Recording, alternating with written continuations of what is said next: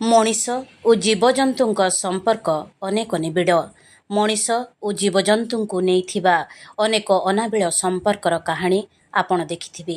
ହେଲେ ଆଜି ଆମେ ଏମିତି ଜଣେ ଅସହାୟ ବୃଦ୍ଧାଙ୍କ କଥା କହିବାକୁ ଯାଉଛୁ, ଯାହାଙ୍କ ପାଇଁ ନିଜ ପେଟ ପୂରାଇବାକୁ ଦାନା ଯୋଗାଡ଼ କରିବା କଷ୍ଟକର। ସେ ପୁଣି ଜୀବଜନ୍ତୁଙ୍କ ମୁହଁରେ ଦାନା ଦେବାକୁ ବୃଦ୍ଧା ବୟସରେ ବି ପରିଶ୍ରମ କରୁଛନ୍ତି। ଭଲ କରି ଦେଖନ୍ତୁ, ପରିଣତ ବୟସରେ ପହଞ୍ଚିଥିବା ଏହି ବୃଦ୍ଧା ଜଣଙ୍କୁ। ଟିକିଏ ମନେ ପକାନ୍ତୁ ସେ ଦିନର ଭାଇରାଲ ଭିଡ଼ିଓକୁ।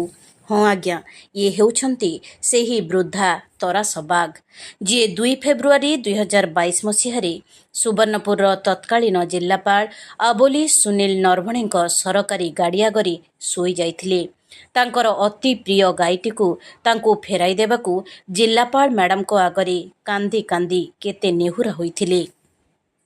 କାରଣ ସେତେବେଳେ ବୁଲା ଗୋରୁ ଗାଈଙ୍କ ଯୋଗୁଁ ସହରରେ ଘଟୁଥିବା ଦୁର୍ଘଟଣାକୁ ଦୃଷ୍ଟିରେ ରଖି ପୌର ପ୍ରଶାସନ ପକ୍ଷରୁ ସହରରେ ବୁଲୁଥିବା ସମସ୍ତ ଗୋରୁ ଗାଈଙ୍କୁ କାଞ୍ଜି ଆହୁଦାକୁ ନିଆଯାଇଥିଲା, ଯେଉଁଥିରେ ରହିଥିଲା ତରାସଙ୍କ ଅତି ପ୍ରିୟ ଗାଈ ଚିନୁ।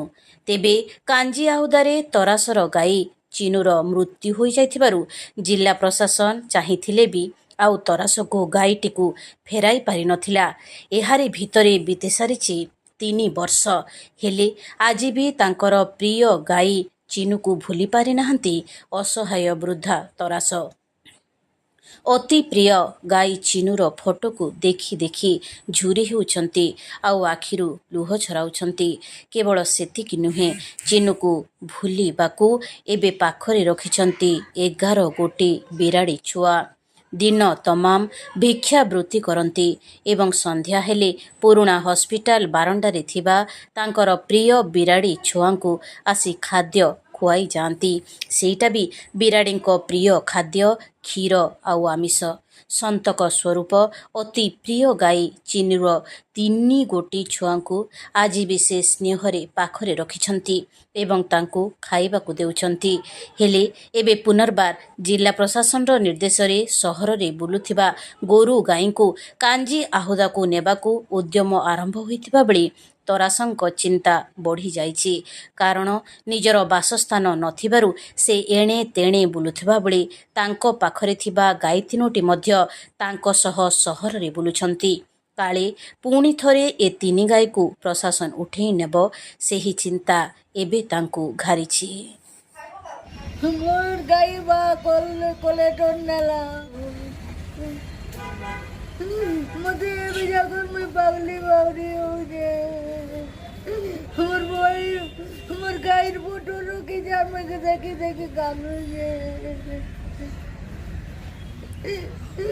हावरी दुई पोट चुआ हो जो मोर चुआ को देखी मैं ठीक है मन बुझाऊ जे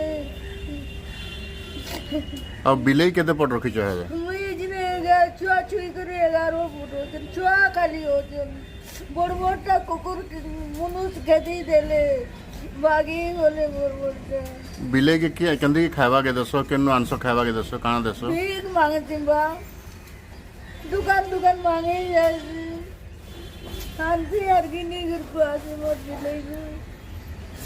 बिलेई माने काना काना खाइसन खीरो खाइसन मांसो खाइसन कुकुरा पुटा खाइसन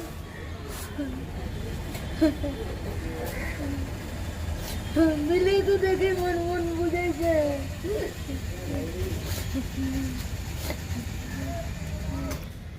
मैं बाबा मैं दिन जागर बस्टैंड ने रहू छे बेरपुर ने मजपरा ने कुसू छे रोडू आइया करता कर दुकाने मुई 7-8 बजे खोई जासी खोई गई कर मैं पले आसी कलेक्टर के केते अगली कलेक्टर के केते कर कहली मोर गाई मेला कर मोर सुविधा लगी तोरी जे मोर चार 2टा वजन बोडरी कर रोएमी काई वाला सुविधा वाला नहीं कोले मुई केन देसु आई जे मुई तो ई सोनपुर एरिया नहीं मोर आधार कार्ड होचे बूट कार्ड होचे चाउल कार्ड होचे बोटा कार्ड होचे